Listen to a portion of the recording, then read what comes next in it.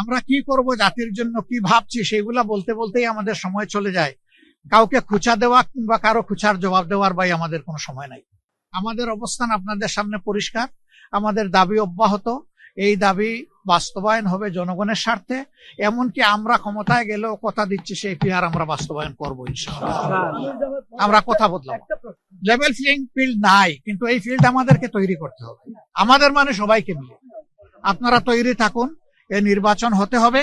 এই নির্বাচন না হলে দেশে সংকট দেখা দিবে। আমরা কোনো সংকট তৈরি হতে দিব না ইনশাআল্লাহ। আমরা এখন স্থানীয় নির্বাচনের কথা বলছি না, কারণ এটা সম্ভব নয়। এই সময়ের ভিতরে আমরা অবাস্তব কোনো দাবি কোনোদিনই পেশ করিনি, করবো না। হ্যাঁ, আমরা এটা ক্লিয়ার করেছি যে আমরা কনভেনশনাল কোনো জোট করব না, কিন্তু অনেকগুলা দল এবং শক্তির সাথে আমাদের নির্বাচনী সমঝোতা হবে ইনশাআল্লাহ। বাংলাদেশে একটা জেলার নামের আগে বীর শব্দ ব্যবহার হয়, এটার নাম চট্টগ্রাম। অবশ্য বীর চট্টগ্রাম বলা হয় না, বলা হয় বীর চট্টলা। আর আসলে ইতিহাসটা বীরত্বের ইতিহাস। এই অঞ্চলের মজলুমদের সপক্ষে, মজলুমদেরকে কার্যত দিনের দিকে আকৃষ্ট করা এবং জুলুমের হাত থেকে রক্ষা করার জন্য আরব যারা দায়ী ছিলেন তাদের আগমন ঘটেছিল এই এলাকা দিয়ে। এই জন্য চট্টগ্রামকে আরেকটা উপাধিতে ভূষিত করা হয়, বলা হয় এটা ইসলামাবাদ, ইসলামের আগন পথ বা ইসলামের গেটওয়ে বাংলাদেশের জন্য।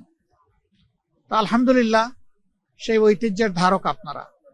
আবার মুক্তিযুদ্ধের স্বাধীনতার ঘোষণাটা হয়েছে এই জায়গা থেকেই, এবং এখানেই লড়াই, প্রথমে কনভেনশনাল লড়াই শুরু হয়েছিল। সিপাহী বিদ্রোহের সময় এই এলাকার একটা গৌরবোজ্জ্বল ভূমিকা ছিল। এই সকল দিক বিবেচনায় বীর চট্টলা যথার্থ।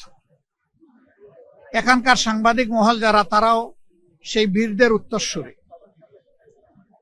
এবং বর্তমানে দুনিয়ায় কনভেনশনাল ওয়ারের চাইতে মিডিয়া ওয়ারটা অনেক শক্তিশালী এবং গুরুত্বপূর্ণ।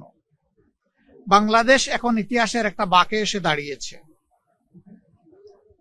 আমরা 47 পার হয়ে এসেছি, 52 পার হয়ে এসেছি, 71 পার হয়ে এসেছি। এখন আমরা দাঁড়িয়েছি 24-এর কূলে।